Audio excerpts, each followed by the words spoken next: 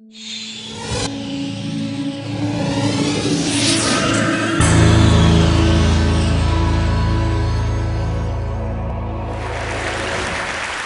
think I was supposed to talk about my new book, which is called Blink, and it's about snap judgments and first impressions. And it comes out in January, and I hope you all buy it in triplicate. But I was thinking about this, and I realized that that although my new book makes me happy, and I think will make my mother happy, it's not really about happiness. So I decided instead I would talk about someone who I think has done as much to make Americans happy as perhaps anyone over the last 20 years. A man who is a great personal hero of mine, someone by the name of Howard Moskowitz, who is most famous for reinventing spaghetti sauce. Howard's about this high, and he's round, and he's in his 60s, and he has big, huge glasses and thinning gray hair, and he has a kind of wonderful exuberance and vitality, and he has a parrot, and he loves the opera, and he's a great aficionado of medieval history. And he, by profession, he's a psychophysicist. Now, I should tell you that I have no idea what psychophysics is, although at some point in my life, I dated a girl for 2 years who was getting her doctorate in psychophysics, which should tell you something about that relationship. But Howard, as far as I know, psychophysics is about measuring things. And Howard is very interested in measuring things. And he graduated with his doctorate from Harvard, and he set up a little consulting shop in White Plains, New York. And one of his first clients was, this is many years ago, back in the early 70s, one of his first clients was Pepsi. And Pepsi came to Howard and they said, you know, there's this new thing called aspartame, and we would like to make Diet Pepsi. And we'd like you to figure out how much aspartame we should put in each can of Diet Pepsi in order to have the perfect drink. Right? Now that sounds like an incredibly straightforward question to answer. And that's what Howard thought. Because Pepsi told him, look, we're working with a band between 8 and 12%. Anything below 8% sweetness is not sweet enough. Anything above 12% sweetness is too sweet. We want to know what's the sweet spot between 8 and 12. Now, if I gave you this problem to do, you would all say, it's very simple. What we do is we make up a big experimental batch of Pepsi at every degree of sweetness, 8%, 8.1, 8.2, 8.3, all the way up to 12. And we try this out with thousands of people, and we plot the results on a curve, and we take the most popular concentration, right? Really simple. Howard does the experiment, and he gets the data back, and he plots it on a curve, and all of a sudden he realizes it's not a nice bell curve. In fact, the data doesn't make any sense. It's a mess. It's all over the place, right? Now, most people in that business, in the world of testing food and such, are not dismayed when the data comes back a mess. They think, well, you know, figuring out what people think about cola is not that easy. You know, maybe we made an error somewhere along the way. You know, let's just make an educated guess, and they simply point and they go for 10%, right in the middle. Howard is not so easily placated. Howard is a man of a certain degree of intellectual standards, and this was not good enough for him. And this question bedeviled him for years. And he would think it through and say, what was wrong? Why could we not make sense of this experiment with Diet Pepsi? And one day he was sitting in a diner in White Plains about to go, trying to dream up some work for Nescafe. And suddenly, like a bolt of lightning, the answer came to him. And that is that when they analyzed the Diet Pepsi data, they were asking the wrong question. They were looking for the perfect Pepsi, and they should have been looking for the perfect Pepsis. Trust me, this was an enormous revelation. This was one of the most brilliant breakthroughs in all of food science. And Howard immediately went on the road, and he would go to conferences around the country, and he would stand up and he would say, you have been looking for the perfect Pepsi. You're wrong. You should be looking for the perfect Pepsis. And people would look at him with a blank look, and they would say, what are you talking about? It's craziness. And they would say, you know, move, next. He tried to get business, nobody would hire him. He was obsessed, though, and he talked about it and talked about it and talked about it. Howard loves the Yiddish expression, to a worm in horseradish, the world is horseradish. This was his horseradish. He was obsessed with it. And finally, he had a breakthrough. Vlasic pickles came to him. And they said, Mr. Moskowitz, Dr. Moskowitz, we want to make the perfect pickle. And he said, there is no perfect pickle. There are only perfect pickles. And he came back to them and he said, you don't just need to improve your regular, you need to create zesty. And that's where we got zesty pickles. Then the next person came to him, and that was Campbell's soup. And this was even more important. In fact, Campbell's soup is where Howard made his reputation. Campbell's made Prego. And Prego in the early 80s was struggling next to ragu, which was the dominant spaghetti sauce of the 70s and 80s. Now, in the industry, I don't know whether you care about this or how much time I have to go into this, but it was, technically speaking, this is an aside, Prego is a better tomato sauce than ragu. The quality of the tomato paste is much better. The spice mix is far superior. It adheres to the pasta in a much more pleasing way. In fact, they would do the famous bowl test back in the 70s with ragu and Prego. You'd have a plate of spaghetti and you would pour it on, right? And the ragu would all go to the bottom and the Prego would sit on top. That's called adherence. And anyway, despite the fact that they were far superior in adherence and the quality of their tomato paste, Prego was struggling. So they came to Howard and they said, fix us. And Howard looked at their product line and he said, what you have is a dead potatoes society, a dead tomatoes society. So he said, this is what I want to do. And he got together with the Campbell's Soup Kitchen and he made 45 varieties of spaghetti sauce. And he varied them according to every conceivable way that you can vary tomato sauce. By sweetness, by level of garlic, by tartness, by sourness, by tomatoiness, by visible solids, my favorite term in the spaghetti sauce business. Every conceivable way you can vary spaghetti sauce, he varied spaghetti sauce. And then he took this whole raft of 45 spaghetti sauces and he went on the road. He went to New York, he went to Chicago, he went to Jacksonville, he went to Los Angeles. And he brought in people by the truckload into big halls. And he sat them down for 2 hours and he gave them over the course of that 2 hours 10 bowls. 10 small bowls of pasta with a different spaghetti sauce on each one. And after they ate each bowl, they had to rate from 0 to 100 how good they thought the spaghetti sauce was. At the end of that process, after doing it for months and months, he had a mountain of data about how the American people feel about spaghetti sauce. And then he analyzed the data. Now, did he look for the most popular brand variety of spaghetti sauce? No. Howard doesn't believe that there is such a thing. Instead, he looked at the data and he said, let's see if we can group all these different data points into clusters. Let's see if they congregate around certain ideas. And sure enough, if you sit down and you analyze all this data on spaghetti sauce, you realize that all Americans fall into one of three groups. There are people who like their spaghetti sauce plain.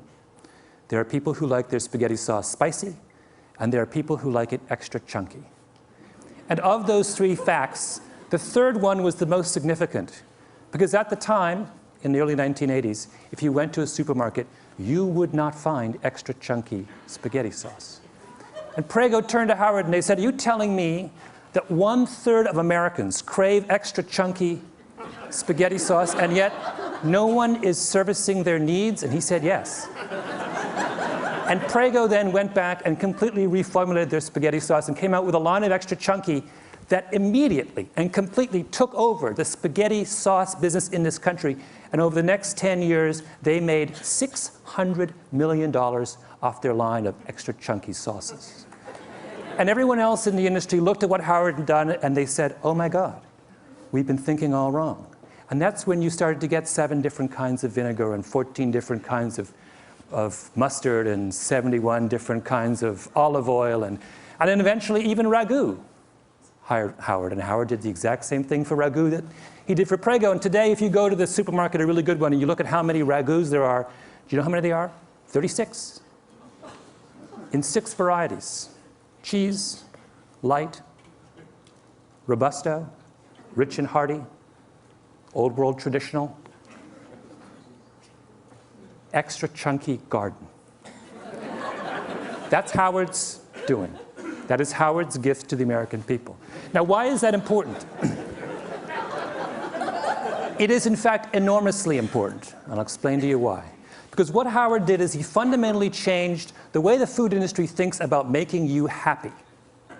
Assumption number 1 in the food industry used to be that the way to find out what people want to eat, what will make people happy, is to ask them.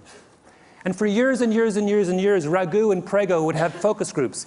And they would sit all you people down and they would say, what do you want in a spaghetti sauce? Tell us what you want in a spaghetti sauce. And for all those years, 20, 30 years, through all those focus group sessions, no one ever said they wanted extra chunky, even though at least a third of them deep in their hearts actually did. People don't know what they want, right? As Howard loves to say, the mind knows not what the tongue wants. It's a mystery. And a critically important step in understanding our own desires and tastes is to realize that we cannot always explain what we want deep down. If I asked all of you, for example, in this room, what you want in a coffee, you know what you'd say? Every one of you would say, I want a dark, rich, hearty roast. So people always say when you ask them what they want in a coffee, what do you like? Dark, rich, hearty roast. What percentage of you actually like a dark, rich, hearty roast? According to Howard, somewhere between 25 and 27% of you. Most of you like milky, weak coffee. But you will never, ever say to someone who asks you what you want that I want a milky, weak coffee. So that's number one thing that Howard did. Number two thing that Howard did is he made us realize, it's another very critical point, he made us realize in the importance of what he likes to call horizontal segmentation. Why is this critical? It's critical because this is the way the food industry thought before Howard, right? What were they obsessed with in the early 80s? They were obsessed with mustard. In particular, they were obsessed with the story of Grey Poupon, right? Used to be, there were two mustards, French's and Golden's. What were they? Yellow mustard. What's in yellow mustard? Yellow mustard seeds, turmeric, and paprika. That was mustard. Grey Poupon came along with a Dijon, right? Much more volatile brown mustard seed, some white wine, a nose hit, much more delicate aromatics. And what did they do? They put it in a little tiny glass jar with a wonderful enameled label on it. Made it look French, even though it's made in Oxnard, California. And instead of charging $1.50 for the 8-ounce can, the way the 8-ounce bottle, the way that French's and Golden's did, they decided to charge $4. And then they had those ads, right, with the guy in the Rolls Royce, and he's eating the Grey Poupon, the other Rolls Royce pulls up, and he says, do you have any Grey Poupon? And the whole thing, after they did that, Grey Poupon takes off, takes over the mustard business. And everyone's take-home lesson from that was that the way to get to make people happy, right, is to give them something that is more expensive, something to aspire to, right? Is to make them turn their back on what they like, think they like now, and reach out for something higher up the mustard hierarchy. A better mustard, a more expensive mustard, a mustard of more sophistication and culture and meaning. And Howard looked at that and said, that's wrong. Mustard does not exist on a hierarchy. Mustard exists, just like tomato sauce, on a horizontal plane. There is no good mustard or bad mustard. There is no perfect mustard or imperfect mustard. There are only different kinds of mustards that suit different kinds of people. He fundamentally democratized the way we think about taste. And for that as well, we owe Howard Moskowitz a huge vote of thanks. Third thing that Howard did, and perhaps the most important, is Howard confronted the notion of the Platonic dish. What do I mean by that?